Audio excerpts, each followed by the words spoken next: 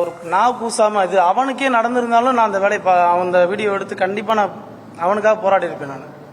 ஆனால் நான் என்னையே அவனை இந்த இதில் சம்மந்தப்படுத்துன்ற வகையில் இப்படி பேசுறது ரொம்ப மன உளைச்சல் இருக்கு. இந்த 2 நாளாக அவன் மாமான்றதுக்கு வார்த்தை சொல்ல மாட்டேன்.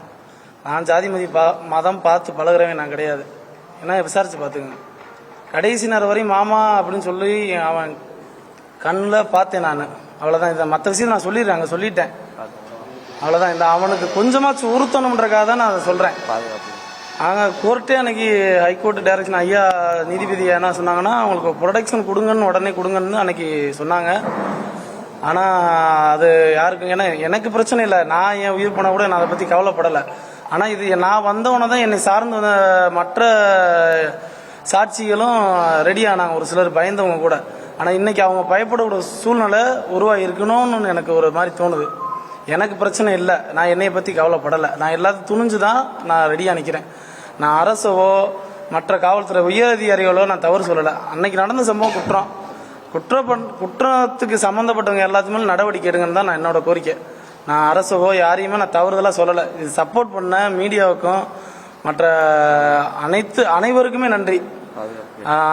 பாதுகாப்பு எங்களுக்கு கண்டிப்பாக கொடுக்கணும், ப்ரொடெக்ஷன் கொடுத்தே ஆகணும் கண்டிப்பாக. அந்த இளைஞர்லாம் ரொம்ப பயந்துருக்காங்க, கூடயே இருந்தவங்க அந்த சம்பவத்தில்.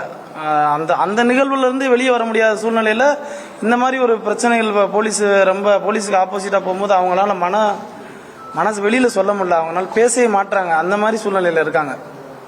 அதை அவங்கள கொஞ்சம் ரொம்ப ஃபோர்ஸ் பண்ணாதீங்க, அவங்களுக்கு கொஞ்சம் பாதுகாப்பு கொடுங்க.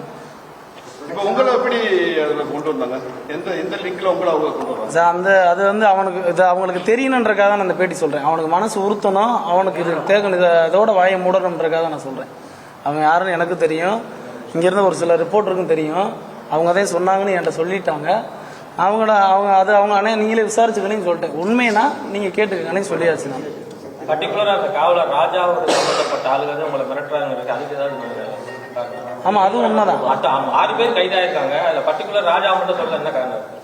ஏன்னா அந்த சொன்னாங்க பார்த்தீங்கன்னா, சொன்னவங்க அவங்களோட சம்மந்தப்பட்டவங்கன்னா அவங்களோட கான்டாக்டில் இருக்கிறவங்க. ஏன்னா நீங்கள் அவரோட மொபைல் ஹிஸ்ட்ரி நீங்கள் வாங்கி செக் பண்ணி பாருங்கன்னு சொல்லி நான் அதோட காவல்துறைக்கு திரும்ப ஒரு அழுத்தம் கொடுக்குறேன்.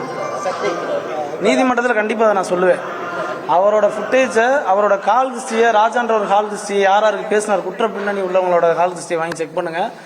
என்னைய பற்றி யார்கிட்ட சொன்னாருன்றது விவரம் அதிலேயே தெரிய வரும். நான் அது யார்கிட்ட சொன்னார்னு நான் சொல்ல விரும்பலை, அதை நீங்கள் கேட்டு தெரிஞ்சுக்கணும்.